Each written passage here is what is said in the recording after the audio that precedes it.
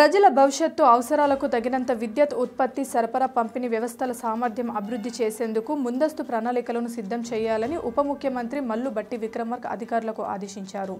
Central electricity authority 2031-32 అంచనాల ప్రకారం ఆయా వ్యవస్థల సామర్థ్యం పెంపొందించాలని అధికారులకు సూచించారు.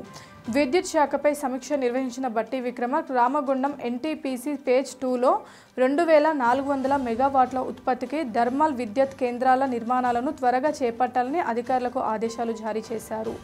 సింగరేణి బొగ్గు గనుల సంస్థ ఆధ్వర్యంలో జైపూర్ థర్మల్ పవర్ ప్లాంట్లో అదనంగా 800 మెగావాట్ల సామర్థ్యం కలిగిన పవర్ ప్లాంట్ నిర్మాణం చేపట్టాలని భట్టి విక్రమార్క ఆదేశించారు.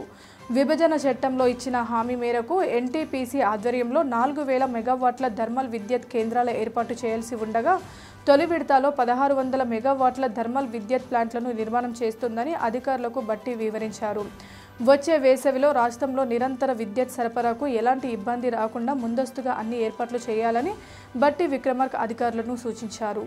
Please subscribe Pragna Media. Please like, share, subscribe to Pragna Media. Pragna Media, please do like, share and subscribe. Please subscribe to Pragna Media. Please like, share and comment if you like the video. Pragna Media.